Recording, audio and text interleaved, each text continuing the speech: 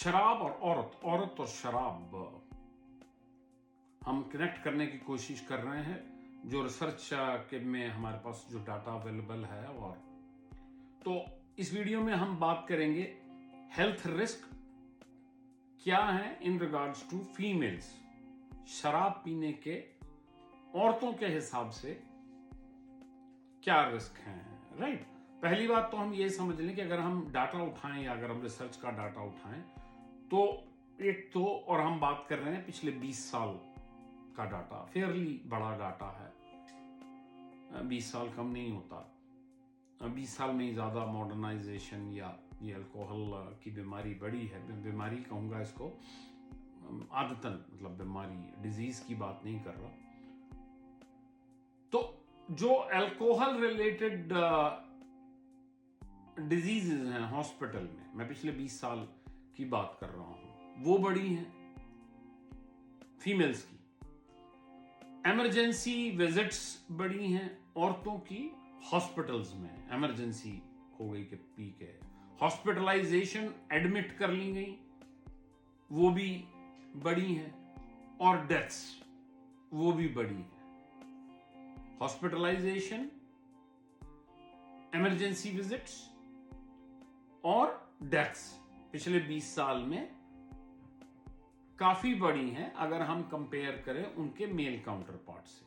आदमी की बजाय औरतों में ज्यादा बड़ी है। अब जरा बात करते हैं डिसऑर्डर्स क्या हैं या क्या हो सकता है या क्या बीमारियां हैं। तो पहली जो बीमारी या पहला जो चैलेंज है उसको कहा जाता है AUD, Apple uniform delta, AUD, right. इसकी फुल फॉर्म होती है अल्कोहल यूज डिसऑर्डर।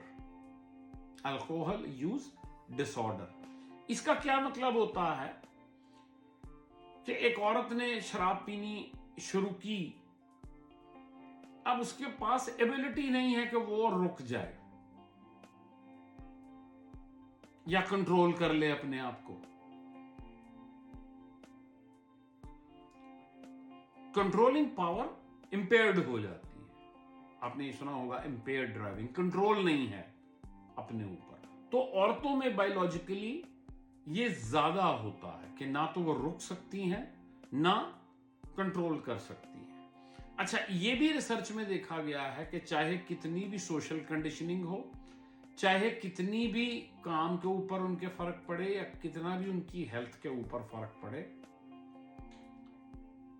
उनको नहीं कंट्रोल आता।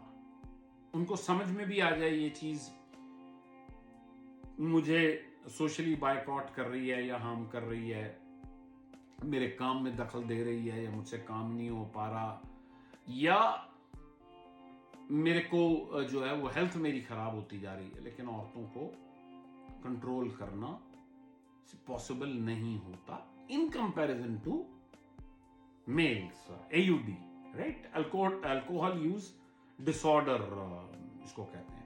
अब ये जो AUD है, अल्कोहल यूज डिसऑर्डर है, ये माइल्ड भी हो सकता है, मॉडरेट भी हो सकता है और सिवियर भी हो सकता है, अलग अलग, right. In other words, alcohol dependence जो है वो इतनी ज्यादा हो जाती है, जिसको हम अल्कोहलिज्म भी कहते हैं। तो अल्कोहलिज्म की एक डेफिनेशन है कि इतना इतना इतना इतना, उसको आप गूगल कर सकते हैं। मैं उस डिटेल में, टेक्निकल डिटेल में नहीं जाना चाहता, लेकिन एक बात पक्की है कि ये जो यूज डिसऑर्डर है, अल्कोहल यूज डिसऑर्डर है, ये आपके ब्रेन को lasting damage, long term damage पहुंचा सकता है, और आप वल्नरेबल हो सकती हैं रीलैप्स के लिए, कि छोड़ दें फिर दोबारा कर दें, छोड़ दें फिर दोबारा कर दें। अच्छा, सोसाइटी में वो सिस्टम भी नहीं है कि औरतों को जो है वो इतना सपोर्टिव सिस्टम नहीं है कि औरतों को ये जो अल्कोहल यूज डिसऑर्डर है उसकी ट्रीटमेंट बार बार मिले, 1 बार 2 बार 3 बार, मतलब वो कंडेम्ड कर दी जाती है या वो चीज हो जाती है।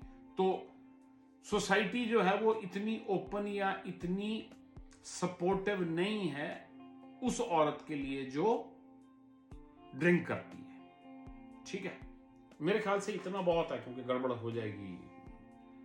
आप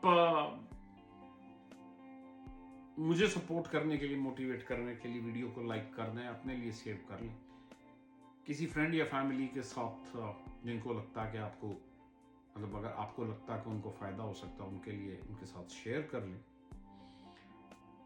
मेरा नाम सुरेन अरोरा है, एस्ट्रोलॉजर हूँ, हिप्नोटिस्ट हूँ, बिहेवियरल थेरेपीज करता हूँ, ऑथर हूँ, पब्लिक स्पीकर हूँ।